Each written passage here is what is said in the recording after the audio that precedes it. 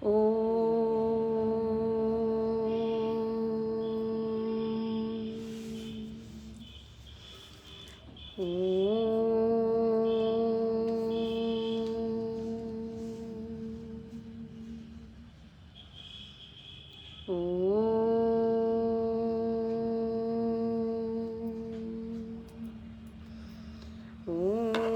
श्री गणेशाय नमः। ॐ श्री सरस्वत्यै नमः। ॐ श्री गुरुभ्यो नमः। ॐ सहनाववतु सहनौ भुनक्तु सह वीर्यं करवावहै तेजस्विनावधीतमस्तु मा विद्विषावहै। ॐ शान्ति शान्ति शान्तिः। सदाशिवसमारम्भां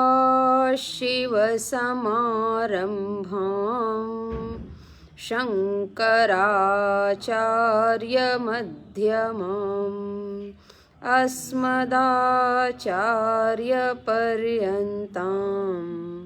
वन्दे गुरुपरम्पराम्। मूकं करोति वाचालं पङ्गुं लङ्घयते गिरिं यत्कृपातमहं वन्दे परमानन्दमाधवम् परमानन्दमाधवम्। पहला श्लोक साथ साथ पढ़ेंगे। कटाक्ष किरणाचान्त नमन्मोहाब्धये नमः। अनन्तानन्दकृष्णाय जगन्मङ्गलमूर्तये जगन्मङ्गलमूर्तये। पुस्तक जिनके पास नहीं है तिवारी जी से आप ले लीजिए, और फिर अभी पढ़ने के लिए भी नहीं है। ओ ठीक है, तो चलिए हम लोग पाठ कर लेते हैं। नवे डिस्प्ले ठीक नहीं आ रहा एक्चुअली। एक मिनट, अब ठीक आएगा। देखिए अब आ रहा है। नहीं, मोबाइल की पोजीशन चेंज करनी पड़ेगी। चेंज कर दीजिए। नवे से लेकर के तयः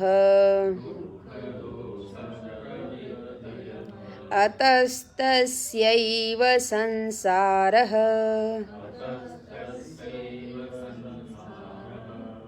न मे संसर्ति साक्षिणः। सुप्तः सुप्तिं न जानाति नासुप्ते स्वप्नजागरौ। तत्साक्षिणः कथं मे स्युः जाग्रत् स्वप्न सुषुप्तीनां साक्ष्यतोऽहमतद्दशः। विज्ञानविरतिः सुप्तिः तज्जन्म स्वप्नजागरौ। तत्साक्षिणः कथं मे स्युः नित्यज्ञानस्य ते त्रयः। षड्विकारवतां वेत्ता निर्विकारोऽहमन्यथा। तद्विकारानुसन्धानं सर्वथा नावकल्पते तेन तेन हि रूपेण जायते लियते मुहुः विकारी वस्तुनस्तेषाम्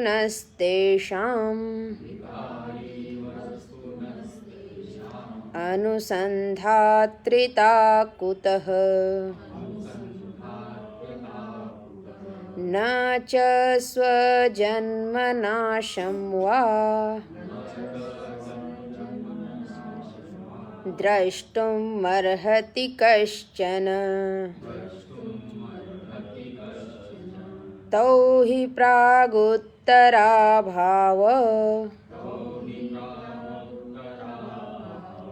चरम प्रथमक्षणौ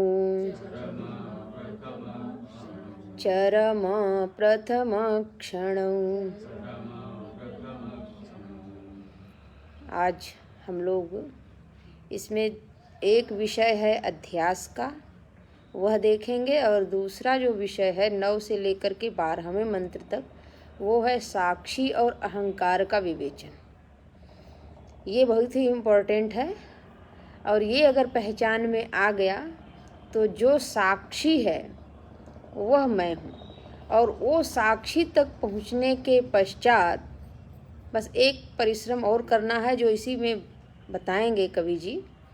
साक्षिता पिन तात्विकी, वो साक्षी भी भाव जो है वो भी तत्वतः नहीं है, साक्ष्य के संदर्भ से है। तो जो कुछ भी संदर्भ से है, जिसके संदर्भ से है, उस संदर्भ के हटते ही फिर वो कैसा रहेगा, उस पर विचार करके पूर्णतया उस साक्षी भाव को हटा देना है। तब जा कर के दृंग मात्र चिन्ह मात्र अहमेव ब्रह्म मात्र का स्वरूप स्फुरित हो जाएगा। स्फुरत हृत स्वयं परम पूर्ण सत, भगवान रमण महर्षि बोलते हैं। तो एक ये विषय है, और फिर 13वें 14वें 15वें में निर्विकारता की सिद्धि की गई है कि उसमें निर्विकारता है, उसमें जन्म मृत्यु नहीं है, अजन्मापन की सिद्धि की गई है। कल हम लोगों ने जो देखा, जो तेन सर्वगः, वह सब जगह गया हुआ है, किस रूप से? भार रूप से, ज्ञान स्वरूप से। तो सर्वगत की सिद्धि की गई है। जो सारे शब्द हैं उन सब की सिद्धि यहाँ पे की गई है। बशर्ते एक दिन में हम लोग बहुत श्लोक देख रहे हैं, और इसको और आराम से पढ़ने लायक है। तो कह रहे हैं कि जो अध्यास है, कल हम लोगों ने देखा स्मृति रूप परत्र, उसमें एक शब्द है पूर्व दृष्ट अवभास, पूर्व का देखा हुआ है, और आज वो अन्यत्र अवभासित हो रहा है। एक और है अन्यस्मिन अन्य अवभास, अन्य में अन्य का भासना ही अध्यास है तो रस्सी, है तो रज्जु, लेकिन भासित हो रहा है सर्प। ऐसे ही मैं, ये जो जगत है ये ब्रह्ममय है, ब्रह्म दृष्टि वालों के लिए है तो ब्रह्म, लेकिन भासित हो रहा है जगत। है तो ब्रह्म, भासित हो रहा है माया। अन्यस्मिन अन्य बुद्धि अवभास, अतस्मिन तद बुद्धि। तस्मिन तद बुद्धि तो ठीक है, लेकिन अतस्मिन तद बुद्धि, जहाँ जो है वह ना देख करके जो नहीं है वह देखना। जैसे हम मनुष्य देखते हैं, तो मनुष्य देखते हैं तो हम मनुष्य नहीं कहते हैं, फिर कहते हैं अपना संबंध जोड़ करके, मेरे पुत्र हैं। तो उसमें पुत्र कहाँ है तो मनुष्य। कभी कभी पुत्र नहीं, शत्रु है, मित्र है, सज्जन है, दुर्जन है। तो जहाँ जो चीज़ नहीं है वो है संस्कारों में, और उस संस्कारों का आरोप उस वस्तु पर करके हम लोग देखते हैं। ऐसे ही अब ये जब परिभाषा चित्त में बन जाए कि जो वस्तु है उस पर किसी चीज़ का आरोप किया गया है, और मूलतः वह वस्तु है क्या, ऐसा अन्वेषण किया जाए, तब जाकर के वस्तु का जो सही स्वरूप है वह प्रकट होकर के आएगा। तो अध्यास के कारण जड़ और चेतन में संबंध हुआ। इसी को चित जड़ ग्रंथि कहते हैं। इसी को हम कहते हैं कि जो हमारे चेतन सत्ता में चेतन का आभास नहीं हो रहा है, लेकिन जड़ में चेतन का ही आभास हो रहा है। शरीर को हम लोग जड़ कहाँ मानते हैं? तो ये अध्यास के कारण शरीर आज चेतनवान मालूम पड़ रहा है। तो ये अध्यास की महिमा है। और इस अध्यास को ही भ्रम कहते हैं। इसको हम जितना दूर कर पाएँ उतना ही हम अपने भ्रम को दूर करेंगे। दृग् दृश्य विवेक में इसमें बहुत ही मदद मिलती है। वहाँ पे एक श्लोक है, अहंकारस्य तादात्म्य चित छाया देह साक्षी भी। 3 चीज़ से हमारा संबंध हुआ है। चित हमारा मीन्स कि चित्त का, और लेकिन उस चित्त को हमने छाया के रूप में जाना है। चित्त छाया यानी चेतना भास हो गया है उसमें। शुद्ध चेतना को नहीं, बल्कि उसमें जो प्रतिबिंबित चेतन है उसको पकड़ लिया। तो करें उसका संबंध 3 से हुआ है, चित्त छाया, देह और साक्षी से। साक्षी का तो यहाँ पे चिंतन हो जाएगा। तो करें जो साक्षी से हुआ है वो भ्रमात्मक है, और जो देह से संबंध हुआ है वो कर्मज है, और जो चित्त छाया से हुआ है वो सहज है। सहजम कर्मजम भ्रांति जन्यम च त्रिविधम क्रमात्, एक क्रम है, इसी क्रम से हुआ है। तो जो संबंध सहज होते हैं उसके निवारण के लिए कोई प्रयास ही नहीं करना पड़ता है। अग्नि का उष्णता से सहज संबंध है, जल का शीतलता से सहज संबंध है।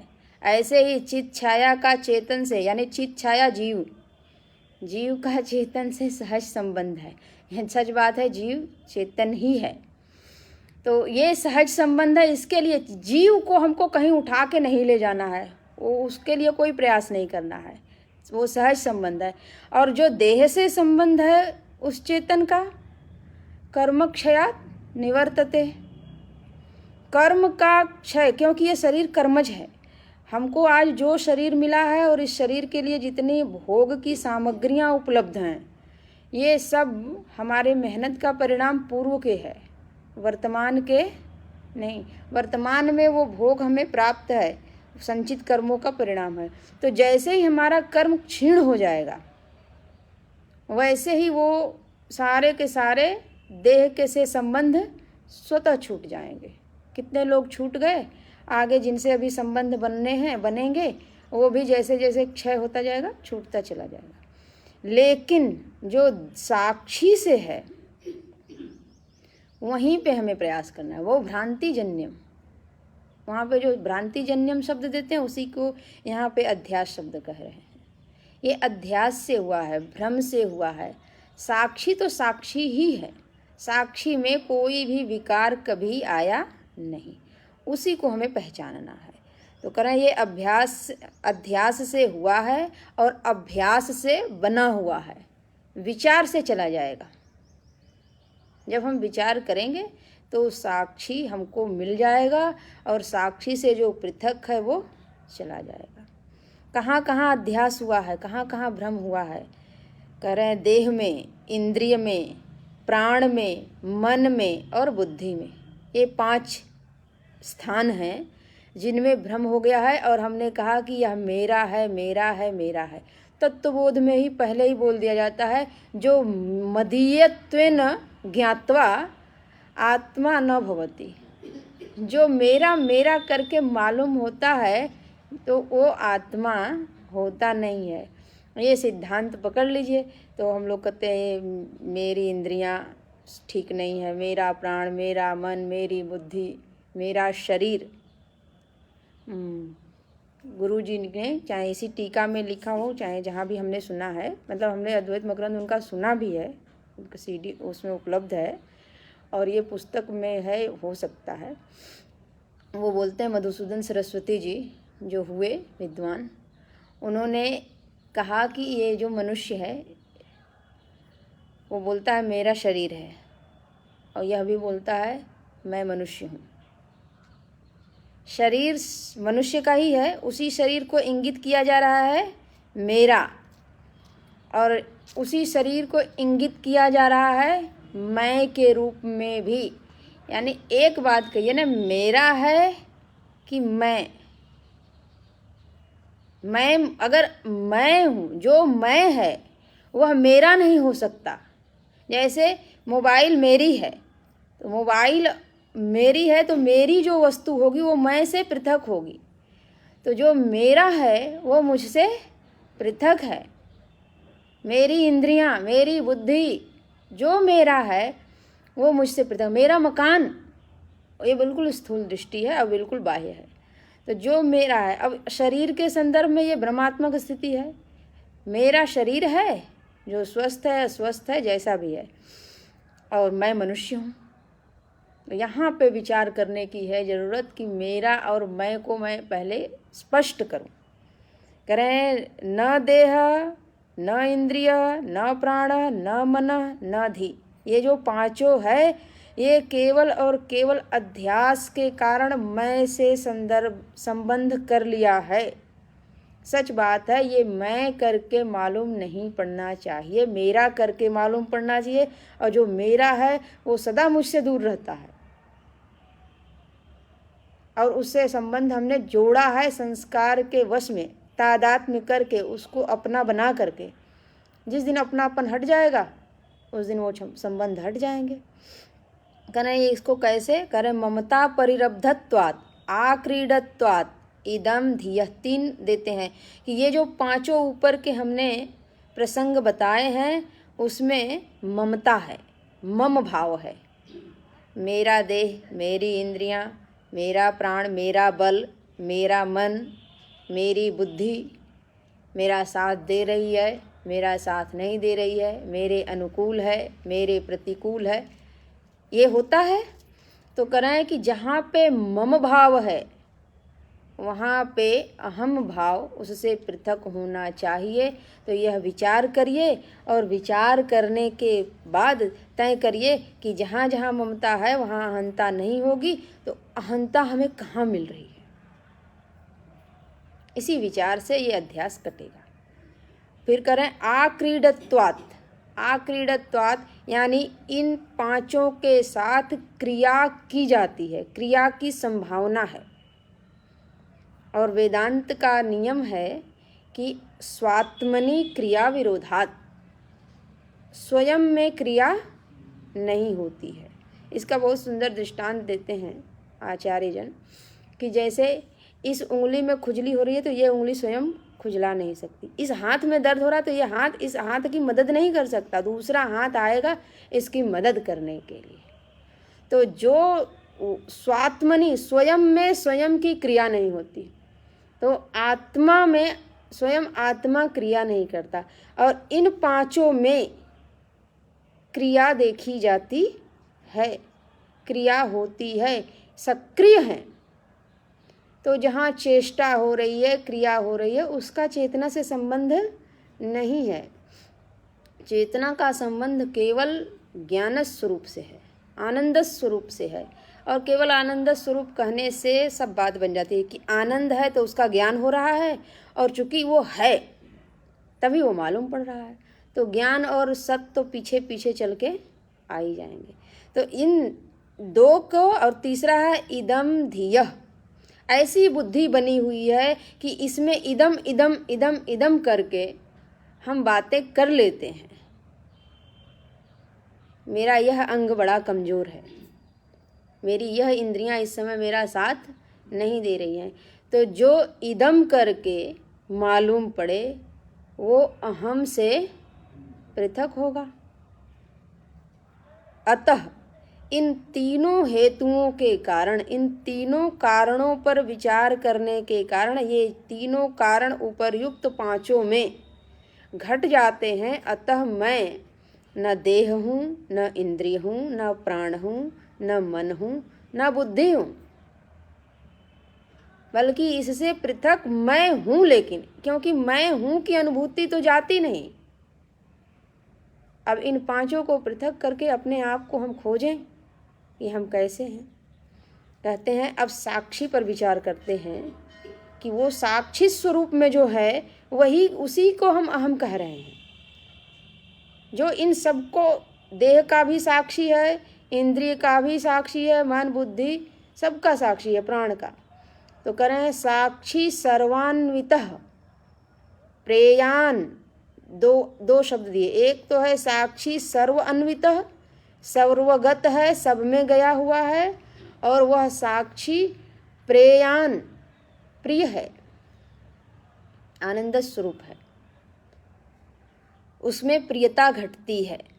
न अहम कदाचन, जो अहम है परिच्छिन्न अहम है, यहाँ अहंकार को, जो परिच्छिन्न अहंकार है वो सर्वान्वित नहीं है। क्यों भाई, ऐसा क्यों कहते हैं? तो कह रहे हैं अब उस अहंकार को हम पहचानने के तरीके बता रहे हैं।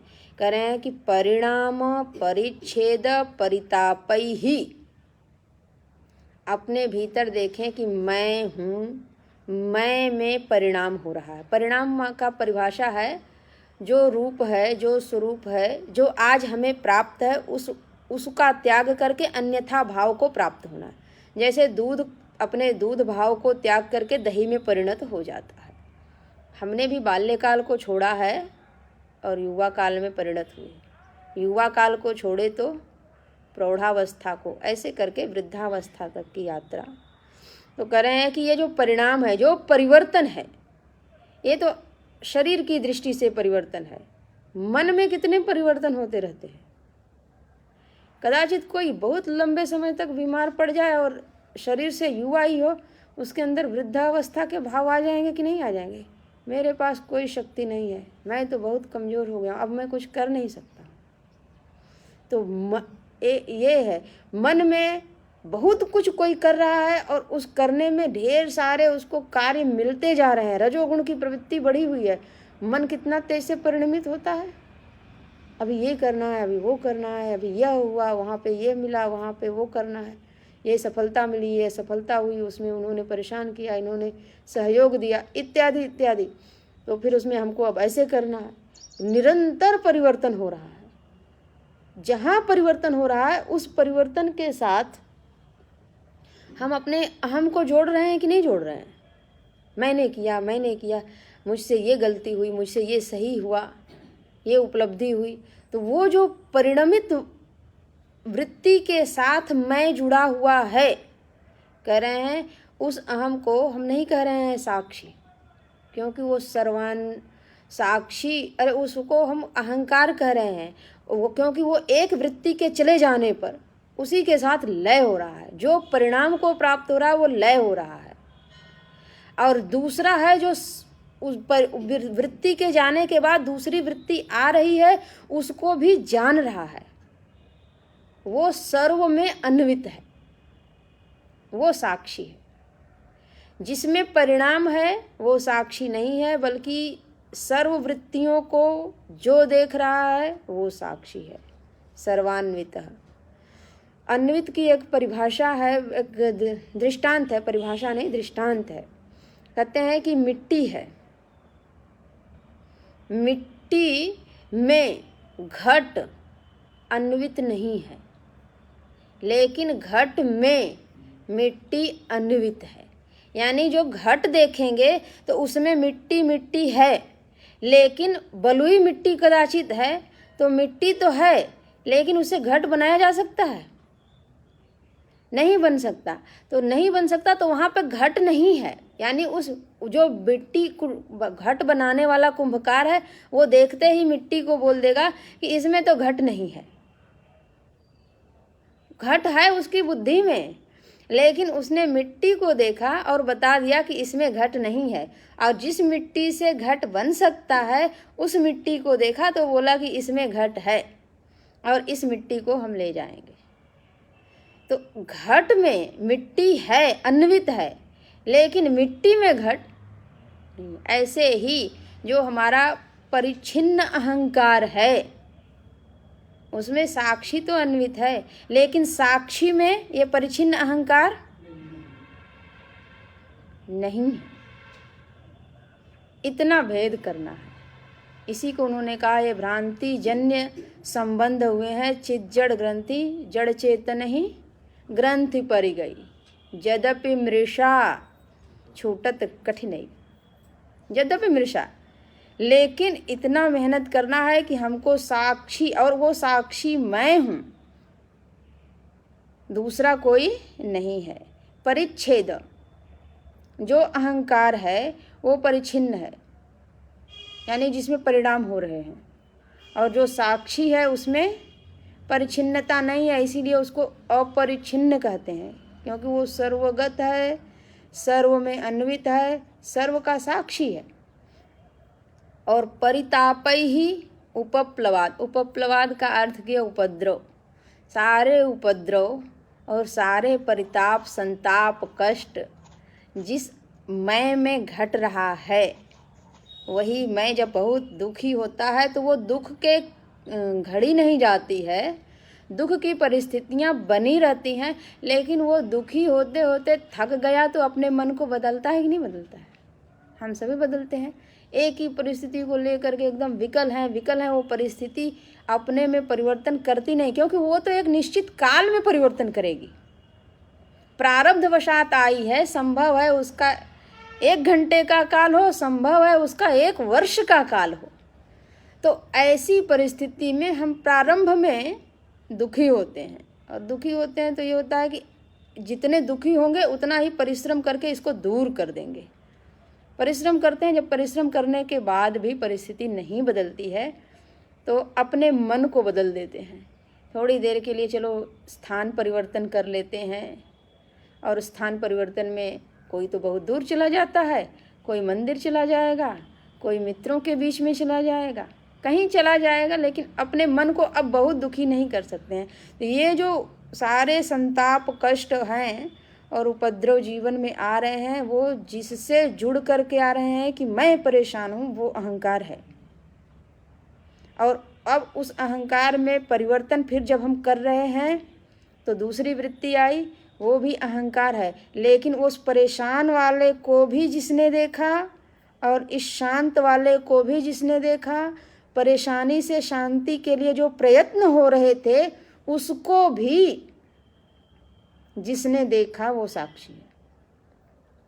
तो यहाँ पे एक ये साक्षी का हमको मिला कि आप साक्षी का चिंतन करें, वो सर्वान्वित है और वो प्रिय है, तभी वो अपने अनुकूल वातावरण के लिए उस अहंकार को समझिए प्रयास करवा रहा है। सच बात है, वो तो अपने स्वरूप में स्थित है। आप जितना उपद्रव करें ना, अपने सतोगुण में रहिए, तमोगुण में रहिए, रजोगुण में रहिए, जब जो करना है करिए। मैं तो सबका साक्षी हूँ, किसी कार्य से मेरा कोई लेप नहीं है, मैं निर्लेप हूँ। गुणा गुणेषु वर्तन्ते, गुणों का गुण में वर्तन हो रहा है, नर्तन हो रहा है, व्यवहार हो रहा है, मैं उसका साक्षी मात्र दूर बैठा। आगे कहते हैं वो जो अहंकार है, यानी जिसमें परिणमन हो रहा है, उसमें और क्या है? उसमें प्रवृत्ति और निवृत्ति दोनों है। दुख दोष प्रवृत्तयः सुप्ते अहमी न दृश्यन्ते। जब अहंकार सो जाता है, यानी जब हम सो जाते हैं, हम लोग अभी उसी अहंकार को अपना मैं बोल रहे हैं, जब हम सो जाते हैं तो न दुख दिखता है, न दोष दिखते हैं, न हमारी कोई प्रवृत्ति होती है। लेकिन जब जाग जाते हैं तो फिर सब सारा संसार खड़ा हो जाता है, हमारी प्रवृत्ति भी होने लगती है, ऐसे करें, ये प्रयास करें, वो प्रयास करें, सारी चेष्टाएं होने लगती हैं। तो जहाँ पे दुख दोष और प्रवृत्ति है, वहाँ पे आप विचार करेंगे तो दिखेगा कि वो एक समय ऐसा आता है जब वह सो जाता है, और सो जाता है तो स्वयं को भी नहीं जानता है। लेकिन अतः तस्य एव संसार, उसको हम संसार कहेंगे। संसरति इति संसार, उसका संसरण हो रहा है। वो अभी जगा हुआ था, अभी दुख भोग कर रहा था, अभी उसके जीवन में अपने आप ही अनुभव किया कि मेरे जीवन में, मेरे चरित्र में, मेरे आचरण में दोष आए हुए थे, मैं मलिन हूँ, फिर प्रवृत्ति करता है अपने में सुधार करने की, तो फिर होते होते जितना होता है, लेकिन कुछ काल के बाद थक जाता है और सो जाता है। तो जागृत स्वप्न सुषुप्ति की अवस्था में वो संसरण कर रहा है, साथ ही साथ सज्जनता दुर्जनता में संसरण कर रहा है, साथ ही साथ निर्बल से सबल में संसरण कर रहा है, निर्धन से धनवान में संसरण कर रहा है, मूर्खता से विद्वान में संसरण कर रहा है, इत्यादि पता नहीं क्या क्या वो उस व्यक्तित्व में एक आदर्श बनाए। तदनुरूप बनने के लिए चेष्टाएं शुरू हुई और उसमें परिवर्तन संसरण होता चला गया। तो जो ये संसरण हो रहा है तस्य एव, उस अहंकार में हो रहा है, न कि साक्षी में। मैं संसरति साक्षिण न, मुझ साक्षी में यह संसरण नहीं है, बल्कि इस संसरण का भी मैं दृष्टा हूँ, मैं साक्षी हूँ, मैं उसको देख रहा हूँ। तो जिसमें संसरण है वो अहंकार, उसी अहंकार को दूसरे शब्दों में जीव कह लें, तो वो जीव है। और जिसमें संसरण नहीं है बल्कि उस संसरण को देख रहा है वो साक्षी है। 11वें में कहते हैं सुप्तः सुप्तिम न जानाति न असुप्ते स्वप्न जागरौ, जागृत स्वप्न सुषुप्ति नाम साक्ष्यतो अहम अतदश। कह रहे हैं सुप्तः सुप्तिम न जानाति, सुप्तिम सुप्तः न जानाति। जब वो सो गया तो यह भी नहीं जाना कि मैं सुषुप्ति में गया। जब जगा तो वो याद आता है कि मेरी नींद बड़ी गहरी थी, तो वह तो सो गया। जब सो गया तो सुषुप्ति को तो जाना नहीं, सो अलग बात है, स्वयं को नहीं जाना। तो उस समय मैं कैसा था, क्या कर रहा था, क्या मेरा स्वरूप था। लेकिन जो असुप्त है, असुप्त शब्द असुप्ते न स्वप्न जागरो, जो असुप्त है यानी जो साक्षी तत्व है वह सोया ही नहीं। यानी जो मेरा अपना शुद्ध स्वरूप मैं है वो मैं कभी नहीं सोता है। उसीलिए रामचंद्र जी के लिए लिखा गया नहीं तह पुनि विज्ञान बिहाना, वहाँ पे पुनः बिहान नहीं होता है कि अब जगे तो फिर ज्ञान हुआ, गए तो बिल्कुल, क्योंकि सुषुप्ति अज्ञान की दशा है ना, अज्ञान से फिर हम ज्ञान में जागृत स्वप्न में आते हैं। तो करें जिसने जो सोया ही नहीं कभी, तो फिर जगेगा क्यों। दूसरी बात है जो सोया ही नहीं सो स्वप्न कैसे देखेगा। तो जो स्वप्न देख रहा है और जो सो करके जग रहा है वो मैं नहीं हूँ, ये निर्णय निकला। अब ये निर्णय हमको चिंतन से निकालना है। यहाँ पे वो साधक मनन कर रहा है कि जब वो स्वप्न को जानने वाला और जागृत को जानने वाला, जागृत में तमाम अनुभव हैं, पंचदशी में भी इसका प्रकरण आता है, जागृत में तमाम अनुभव हैं, लेकिन उस सभी अनुभवों को एक एक पृथक पृथक करके जानने वाला है। यानी कि वो अनुभव आया और चला गया, अनुभव आया और चला गया, लेकिन अनुभव करता है। स्वप्न में भी हमने बहुत कुछ देखा और वो स्वप्न गया, लेकिन स्वप्न जिसको स्मरण है, और जब जगा तो उसको सुषुप्ति का भी भान है, जहाँ पे बिल्कुल अहंकार भी लीन हो गया था। उसी दृग्दृश्य विवेक में इसकी व्याख्या की गई है कि अहंकार विकासार्धम स्वप्न, अहंकार जब अपने आधे भाव में जगा रहता है, आधा विकास होता है तो उसका स्वप्न है, और पूर्ण रूप से विकसित हो जाता है तो जागृत है, और जब पूरी तरह से लीन हो गया तो सुषुप्ति है।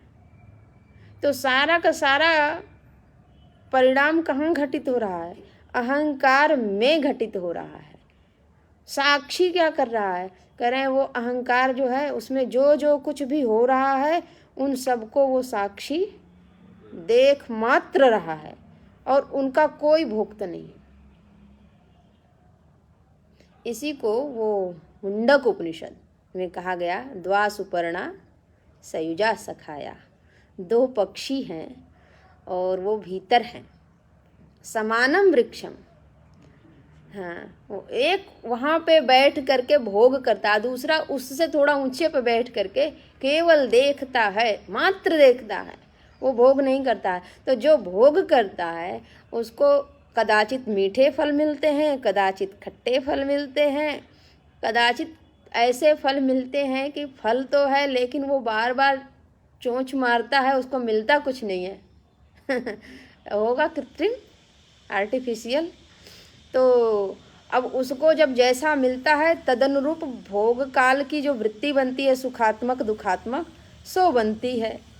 ऊपर वाला जो भोगता ही नहीं उसके क्या वृत्ति बनेगी, वो आराम से आनंद में है।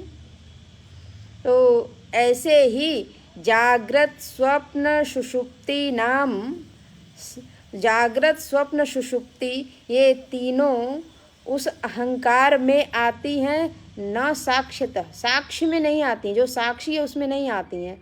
अहम अतद्दशः, अहम कैसा है, कह रहे हैं तद्दशः नहीं, अतद्दशः। तद्दशः यानी जागृत की दशा वाला, स्वप्न की दशा वाला, सुषुप्ति की दशा वाला, इन तीनों दशाओं वाला साक्षी नहीं है। साक्षी इनसे पृथक इन तीनों दशाओं को जानने वाला है। तो एक ज्ञेय और ज्ञाता भी हम लोग पकड़ लें, और जो वस्तु जानी जा रही है, यहाँ तक कि सुषुप्ति भी जानी जा रही है, तो जो वस्तु जानी जा रही है, जो कुछ भी प्रत्यक्ष परोक्ष जाना जा रहा है, उसको एक कोटि में रख दें, ज्ञेय कोटि में, और ज्ञेय से ज्ञाता को पृथक कर लें। चूँकि ज्ञेय है इसलिए हम उसको ज्ञाता कह रहे हैं, अन्यथा ज्ञाता क्यों, ज्ञान स्वरूप ही है। ये है हुआ, कह रहे हैं 12वें में भी यही बात कह रहे हैं, विज्ञान विरति ही सुप्ति ही, विज्ञान विरति ही, जब विज्ञान नहीं होता है, विज्ञान से विरक्त हो गए, यानी कि जागृत में भी कुछ ज्ञान हो रहा है, स्वप्न काल में भी ज्ञान हो रहा है, यानी स्वप्न का भी प्रपंच है, जागृत का भी प्रपंच है, और उसका ज्ञान हो रहा है, बोध हो रहा है। कह रहे हैं विज्ञान विरति, जब इससे पूरी तरह से विरक्त हो गया, अब कुछ नहीं, वो एकदम लयावस्था में, बीजावस्था में चला गया, तो उसको बोलते हैं सुप्ति, उसको बोलते हैं सुषुप्ति। उसमें वही जीव बीजावस्था को चला गया, अज्ञान दशा को प्राप्त हो गया। तम अंधकार घनघोर छा गया, जब से घनघोर अंधकार वाले कमरे में हम प्रवेश करें तो कोई वस्तु दिखाई नहीं पड़ती, यद्यपि सभी वस्तुएं हैं तो नहीं दिखाई पड़ती। ठीक वैसे ही जो अपना अहंकार है वो सुषुप्ति में चला गया, लय हो गया, तो बीजावस्था को प्राप्त हो गया। तो जब बीजावस्था को प्राप्त हो गया तो वहाँ पे स्वप्न जागरो न स्वप्न है न जागृत है, तो कुछ भी पृथकता मालूम, नेह नानास्ति किंचन, कुछ भी नानात्व दिखता नहीं है। लेकिन ये अहंकार के लय की दशा है। लेकिन उस लयावस्था को भी जो जानता है तत्साक्षिण, वह साक्षी है। तो कह रहे हैं कथम में स्युः नित्य ज्ञानस्य ते त्रयः, मैं नित्य ज्ञान स्वरूप हूँ, मैं साक्षी स्वरूप हूँ, और ये तीनों मुझ में है नहीं, तो फिर इन तीनों वाला यानी इन 3 अवस्था वाला मैं कैसे हो सकता हूँ। अवस्था त्रय विहारी, गुरुजी नाम गुरुजी बोला करते थे।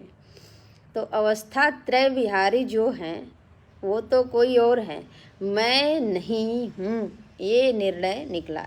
ये है साक्षी का और अहंकार का चिंतन। साक्षी सब कुछ देखता मात्र है और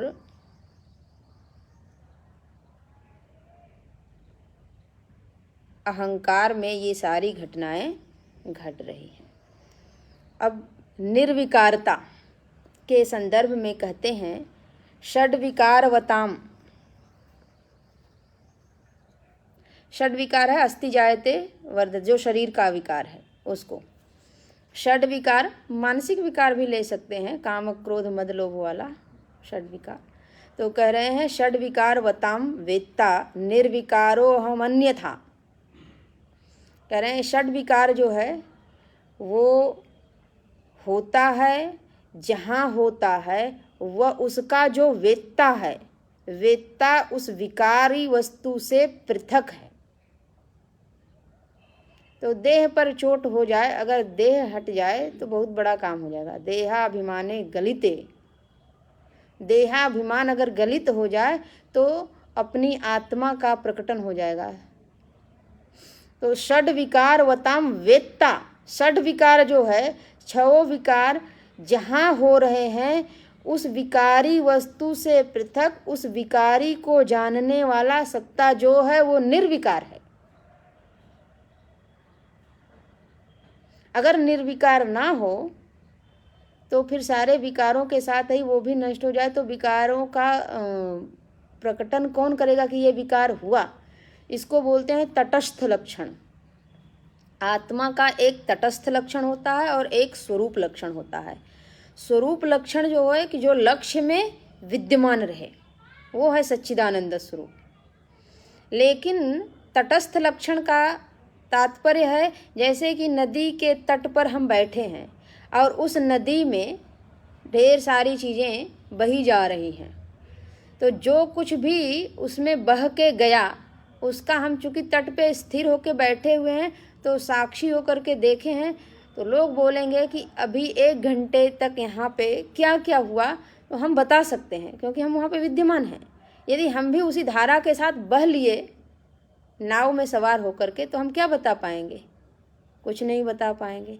इसलिए जो उन सारे विकारों को जानता है उसको निर्विकार ही होना चाहिए, ये निर्णय निकला। और हम लोग जानते हैं, इसमें तो कोई दो राय है नहीं, बिल्कुल अनुभूति है। जो शरीर जन्मा बड़ा हुआ, धीरे धीरे उसके कैसी कैसी परिस्थितियाँ आईं और क्या क्या उसमें परिवर्तन हुए, उन सबको हम जानते हैं। और जानते हुए उसको हम अपना मैं भी कह रहे हैं, मैं वही था, मैं वही था, मैं वही था। बोले कि आपकी जो सत्ता है ना वो इतनी व्यापक है, सर्वगह है, सब जगह गई हुई है कि सब आप ही हैं। इसलिए मैं वही था, मैं यही हूँ, मैं वही था। तो ये विकार हैं, विकारों में जो निर्विकार सत्ता है उस अहम को आप पहचानिए और उस अहम पर दृष्टि टिका करके जब देखेंगे तो फिर सर्व को देखिए, कोई परेशानी नहीं होगी।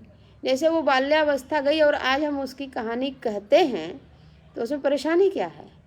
कुछ नहीं। हमारे अपने मैं में कोई परिवर्तन हो जाता है या मैं के जो प्रभाव हैं वर्तमान पद प्रतिष्ठा के अनुसार, तो भी कोई उस पर प्रभाव पड़ता है?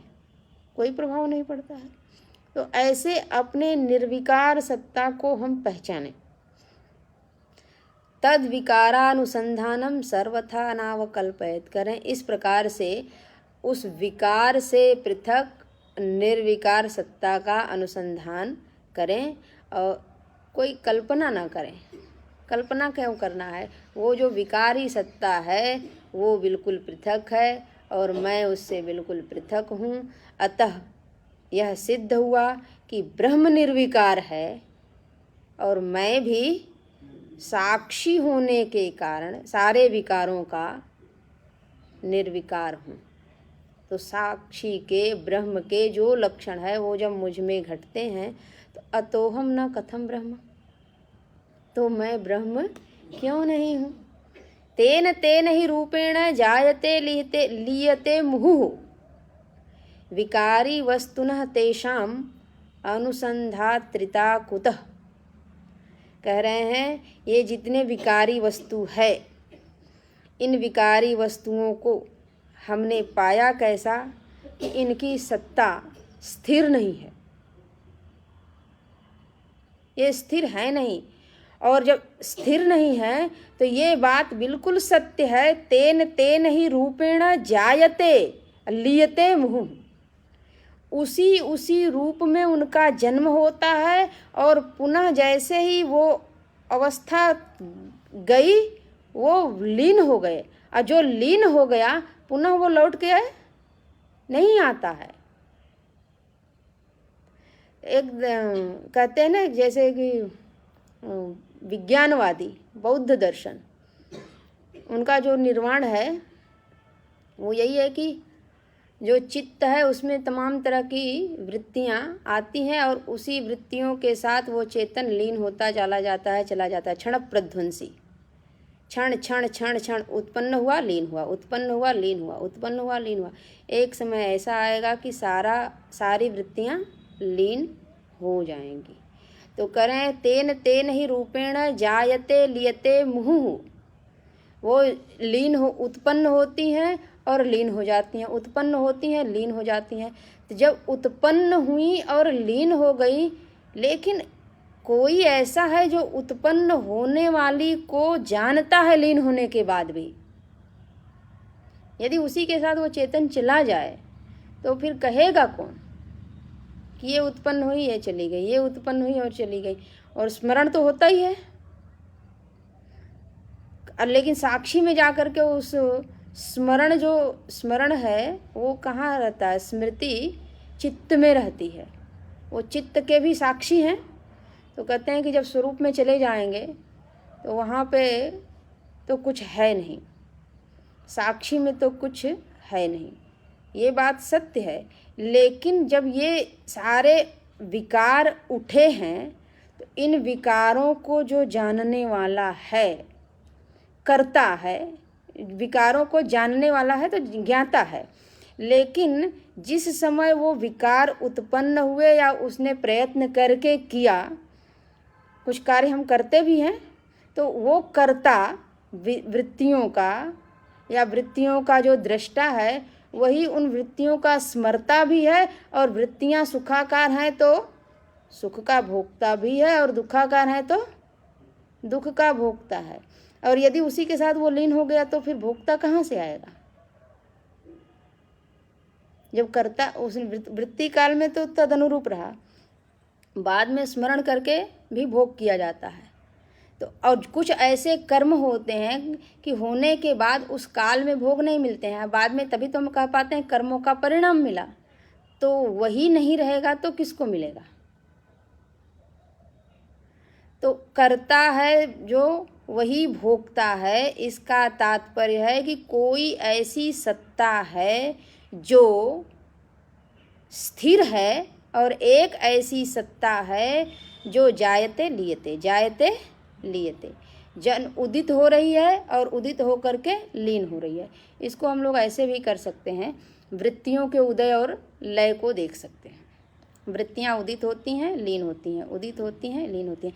लेकिन उन वृत्तियों का जो ज्ञाता है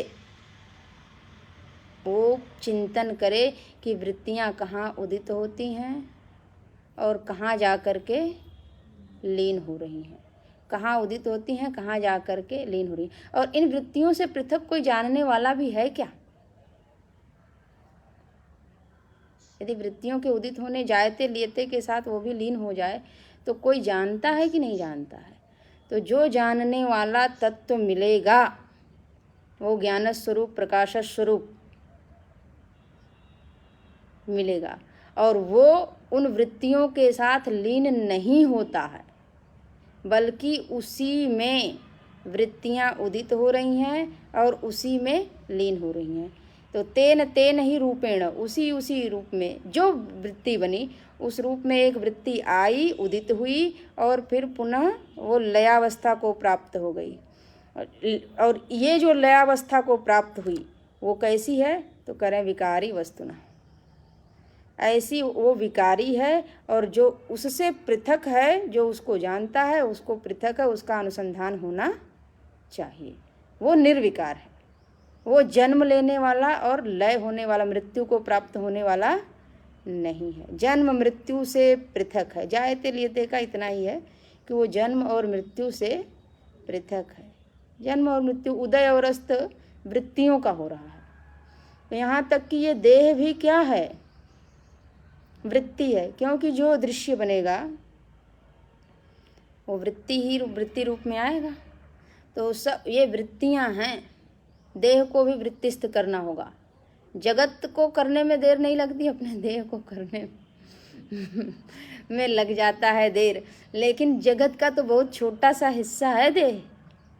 तो जगत का छोटा सा हिस्सा, तो देह भी वृत्ति रूप, यह दृश्यम, जो दृश्य है वो सब वृत्ति रूप में है, क्योंकि वृत्तियां दृश्य बनती हैं। तो वो जन्म और लय, यानी उदित और लय, ये शब्द कहें, जन्म मृत्यु अभी आगे आएगा, इसलिए अभी जन्म उदित और लयावस्था से पृथक उन उदित और लय का अधिष्ठान है, आश्रय देने वाला है, और उसके आश्रय में ये सब आते जाते रहते हैं। न च स्वजन्म नाशम वा द्रष्टुम अर्हति कश्चन तौ ही प्राग उत्तराभाव चरम प्रथम क्षण।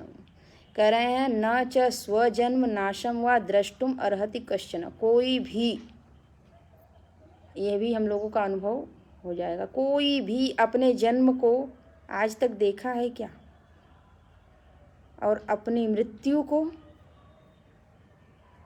परेशान होता है कि अब परेशान हो रहा है, क्या पता शरीर छूट जाए, लेकिन छूटते हुए किसी ने देखा है क्या? तो करें कोई भी, कश्चन न अर्हति द्रष्टुम स्वजन्म नाशम वा, स्वयं का जन्म और नाश कोई भी देखने में समर्थ नहीं है। और ये जन्म और नाश क्या है, उसकी परिभाषा नीचे दिया गया है। एक प्राग भाव है, एक प्रध्वंसा भाव है, उसको आज की कक्षा में तो नहीं, हम लोग कल की कक्षा में करेंगे। तो प्राग भाव प्रध्वंसा भाव को ही हम जन्म और मृत्यु कहेंगे। तो चूंकि प्राग भाव है, अभाव है, प्रध्वंसा भाव है, अभाव है, और अहम का कभी अभाव नहीं है। यहाँ तो अभाव की बात की जा रही है, तो अहम में अभाव नहीं है। अभी हमने साक्षी में देखा तो भी अभाव नहीं है। अहम सदा भामी, ये हमने पूर्व में ही निर्धारित कर लिया, वो तो सदा है। तो जब उसका अभाव नहीं है तो ये अभाव की घटना उसमें घट कैसे सकती है? तो इसको कल हम लोग देखते हुए फिर आगे बढ़ेंगे। 2 दिन अभी हमारे पास हैं और ये पूरा हो जाएगा, आराम से हो जाएगा। हरिओम हरिओम।